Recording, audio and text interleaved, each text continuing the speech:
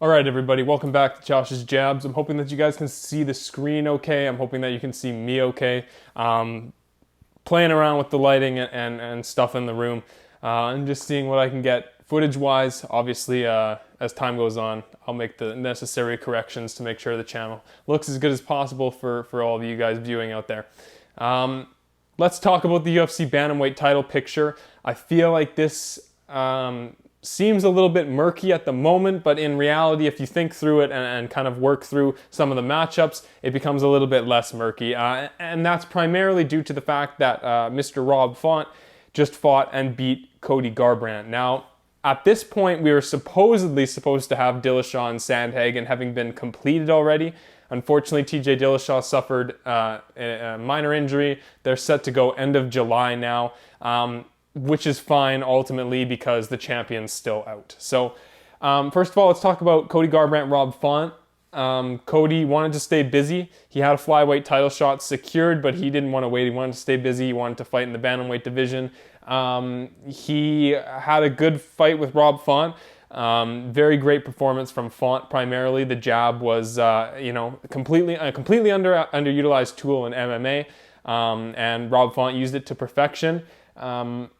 I honestly did think that Cody was going to be able to get it done. I still have the image of me sitting at the bar watching Font versus number 11th ranked there, Rafael Assunção.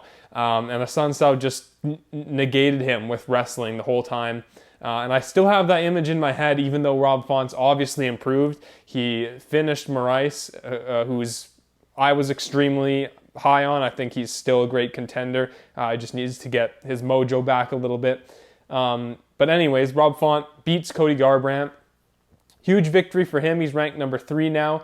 Unfortunately for him, though, I think that he's going to need one more fight at least. If Cody were to win, different story, because Cody is Cody. He's a former champion. He's a big name.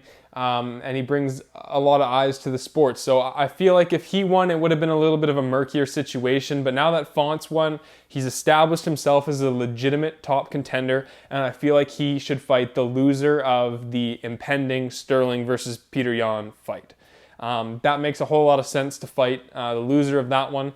That would be a clear-cut number 1 contender fight. So that would make the most sense in my opinion. That fight isn't booked yet, obviously, as you can see, to be determined. I'm not going to get into the Sterling Peter Yan fight. That's a whole nother video. Sterling is the champion right now, whether you love it or hate it. Personally, I'm not a fan of it. I'm okay with it if he wasn't acting the way he's acting. I'm not okay with it with the way he's acting. I wouldn't have paraded around with the belt. I would have dropped that belt on the floor after I won it, and we would have said, let's get to work as soon as we possibly can. If as soon as you possibly can is November, that's fine. No worries. Don't fight when you're injured. Get healthy and fight. And it's looking like end of the year Sterling will fight Yan again. That's the fight to make. It's only fair.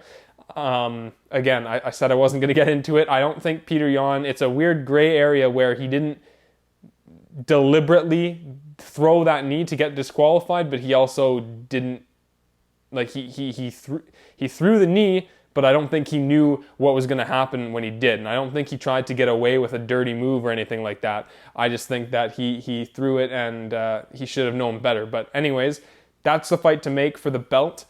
That makes the most sense. Let's get that rematch in. And regardless of who wins and how they win, you move on after that. No trilogy fight until later on. Just get that fight going and let's get a champion who's ready to fight and defend their title, because this division is one of the most talented and stacked in the UFC, and it deserves to have a champion who's ready to defend their title. Now, that leaves who's the number 1 contender for the title after the winner of that fight. As I said, the loser should fight Rob Font. Winner of that fight, regardless of who it is, should be fighting Corey Sandhagen or TJ Dillashaw, the winner of that fight.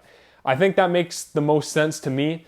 I think that the Sandhagen fight makes a lot of sense for TJ and vice versa.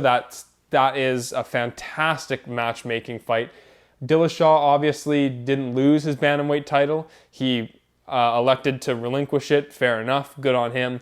He made a mistake. He cheated. It is what it is. I'm not a fan of him, but he's a great fighter, and I think he deserves to get the top contender on his comeback. Not a title shot, but the top contender. And Corey Sandhagen, he's that guy.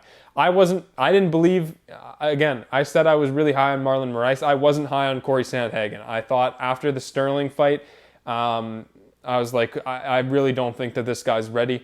And then he fought Moraes, and I'm like, how is this guy? I believe he was the favorite in the fight, and I was on all the social media. Like, why is this guy the favorite? I don't understand why. Moraes is a straight killer. I see why now. Sandhagen had a great performance. He looked incredible. And then he came back and fought Frankie Edgar, who I loved. As I mentioned in my last episode, I thought him and Munoz deserved a fight of the year, at least a consideration.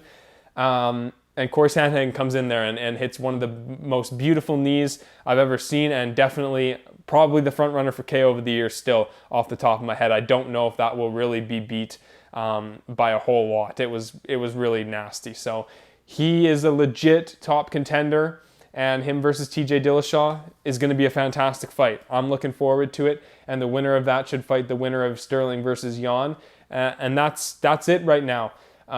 In terms of the title picture, in my opinion, it's actually pretty clear cut when you think through it and think, what might actually happen. Again, as Dana White says, COVID's still here, it's still, you can't guarantee anything, right, in the fight game. It's always changing. So we'll see what actually happens with that. But obviously, Sterling and Jan make the most sense to go for the belt as soon as Sterling's available. Sandhagen and Dillashaw will fight in July, and we'll see who's the real number one contender off of that. Then Rob Font's right there, ready to take on a loser of the title fight and a former champion, regardless of who he fights. So that'll be good.